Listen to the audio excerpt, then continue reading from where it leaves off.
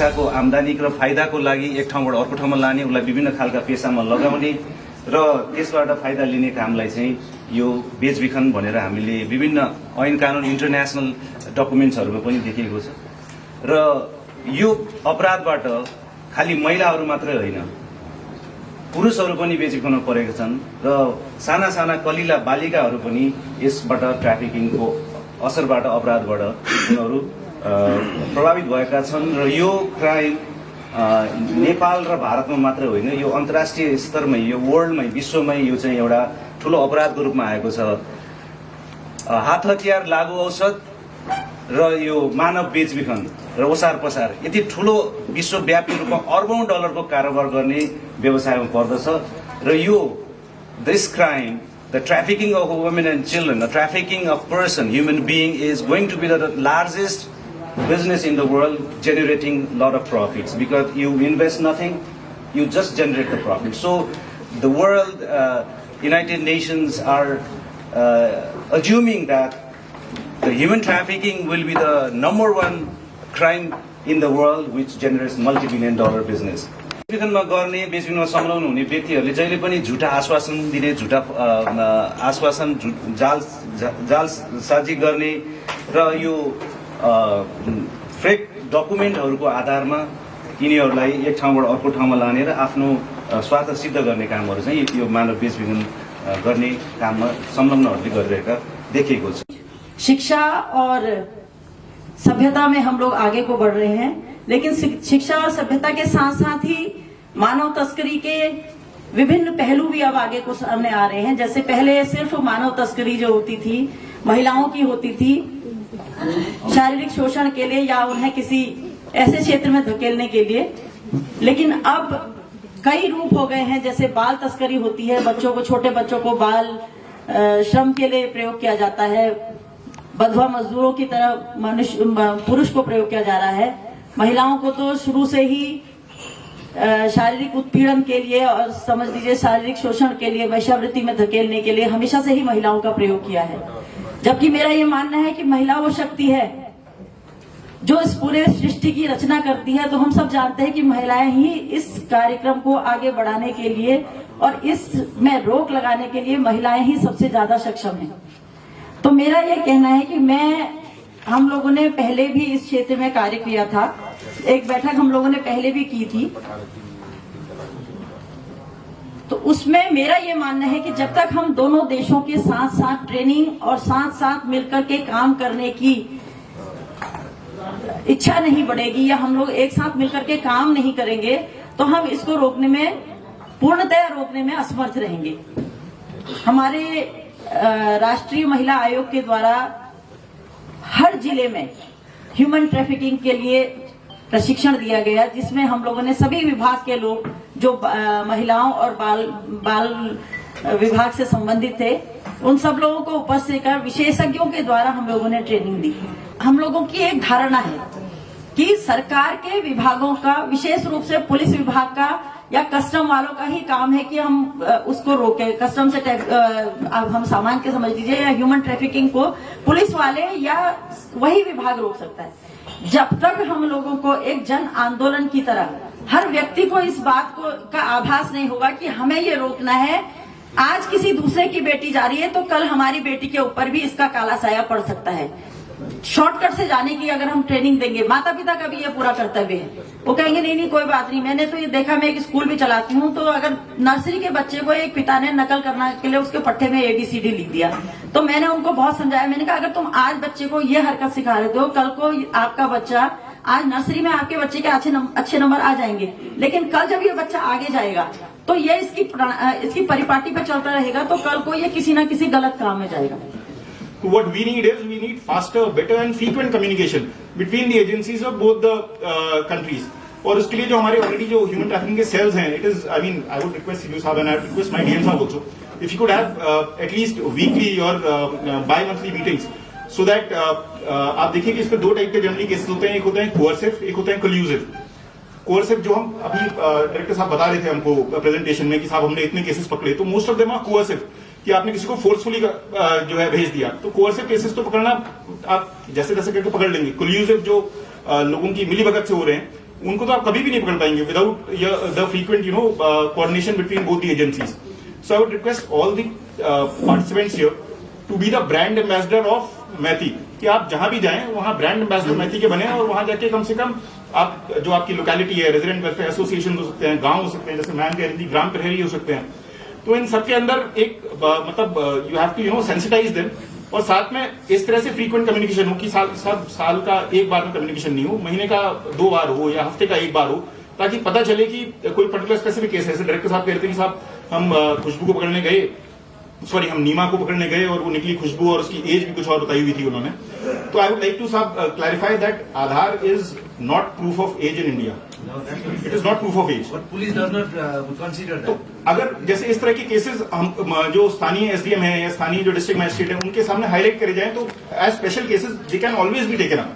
कि जो जिन केसेस में आपको सक्सेस मिल गई फेयर इनफ, जिनमें नहीं मिल पाई उसमें अगर इमीडिएटली जो वहां का डिस्ट्रिक्ट ह्यूमन ट्रैफिकिंग सेल है अगर आप वहां पे इन्फॉर्म कर दें, या आप मतलब दोनों जगह एडमिनिस्ट्रेशन लगभग सेम है, यहाँ पे सीडीओ साहब हैं, वहां पे डीएम साहब हैं, उनके सामने आप अगर हाईलाइट करते हैं तो दोस्त cases can be taken up as special cases कि साहब इसमें ऐसा क्यों हुआ कि हमने आधार को उसका डेट ऑफ बर्थ मान लिया, because Aadhaar is not proof of age. So I would again request everyone to take this issue very gravely, because जैसे मैम ने कहा कि आज किसी और के साथ हो रहा है, कल को हमारे किसी अपने करीबी के साथ हो सकता है, हमारे साथ हो सकता है. तो very very grave issue, very one of the filthiest crimes. And आप इसको आंकड़ा मत लीजिए कि हमने साहब 16,000 लड़कियों को ऐसे वो कर लिया. आप किसी एक लड़की को रेस्क्यू कर लेते हैं, it means the life for हर.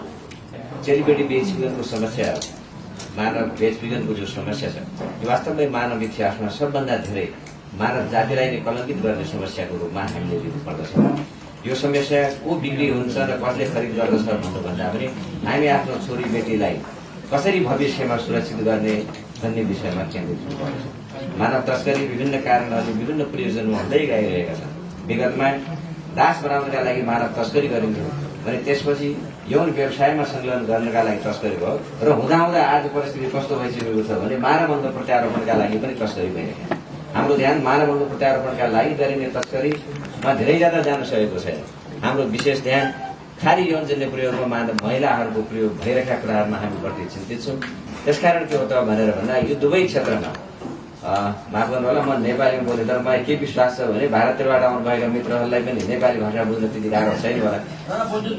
हाम्रो यहाँको मान्छेलाई पनि हिन्दी भाषा बुझ्न गाह्रो हुँदैन, खालि बोल्ने कुराहरूमा मात्रै समस्या हो. त्यसकारण मैले नेपाली बोल्ने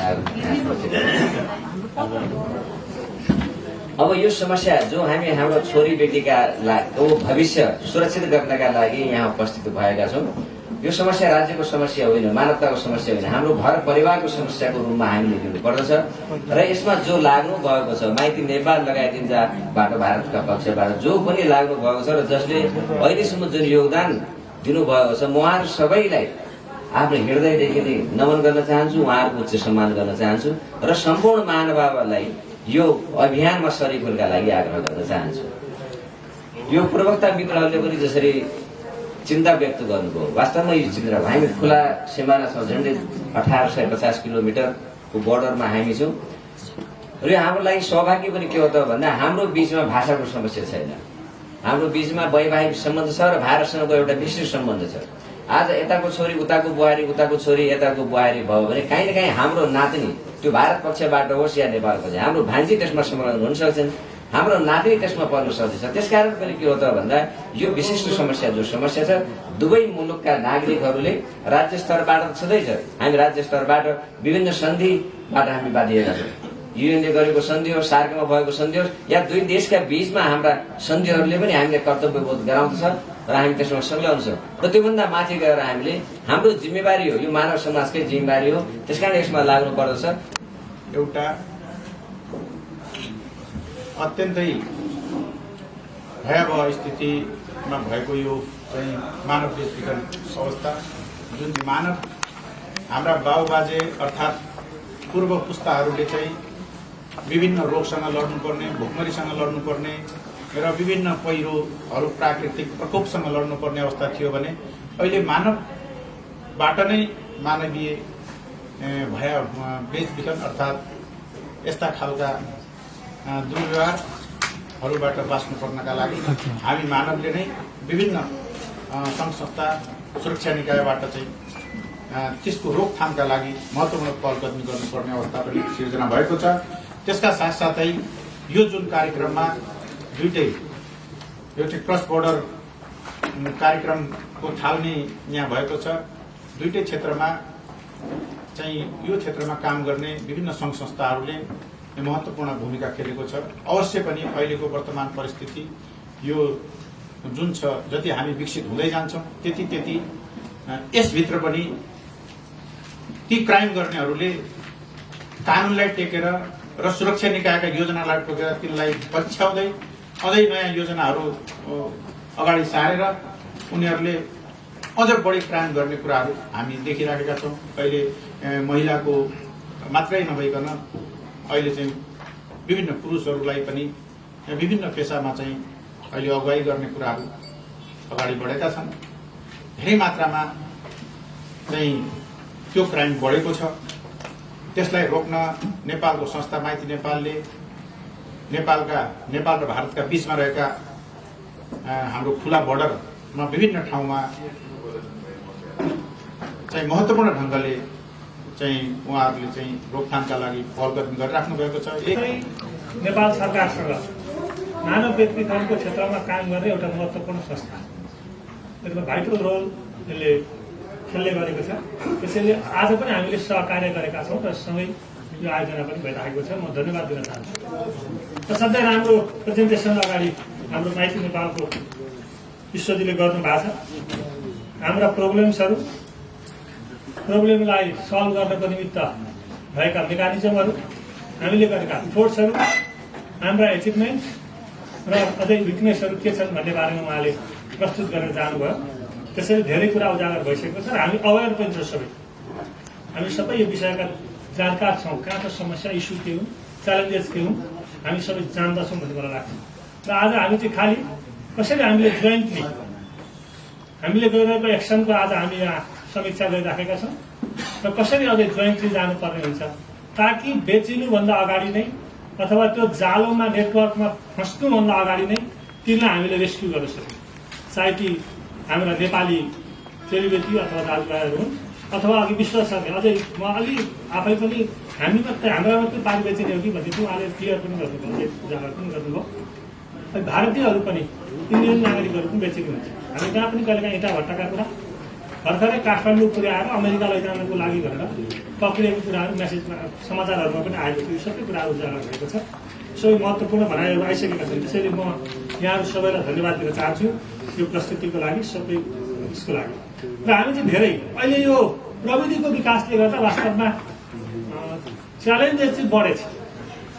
हामीसँग अहिले काफी अवेर भएका छौँ, हाम्रा मेकानिजमहरू बढेका छन्। तर हामीभन्दा धेरै अगाडि अघि नै प्रेजेन्टेसन भइसक्यो, प्रस्तुति भयो, धेरै अगाडि प्रविधिले गर्दा थाहै नपाइकन बेचिने क्रम भर्खरै अहिले हामी समाचारमा आइराखेको थियो। अमेरिका 90 लाख तिरेर रुकुमबाट गएको व्यक्ति अमेरिकाको हस्पिटल। त्योभन्दा अर्को साह्रै दुःख लागेको कुरो 8 जनालाई अमेरिकाबाट डिपोर्ट गरिदियोस् भर्खरै हाम्रा नेपालीहरू। उहाँहरू लाखौँ तिर जानुभएको। यति दर्दनाक अवस्था छ। सबै यही बेतलफिन छ। त्यसैले कसरी हामीले फेस गर्ने, कसरी उहाँहरूलाई जरुरी छ, समिति छ। त्यसलाई पनि त्यसले धेरै मार्गदर्शन गर्न सक्छ, सहयोग पुर्याउन सक्छ।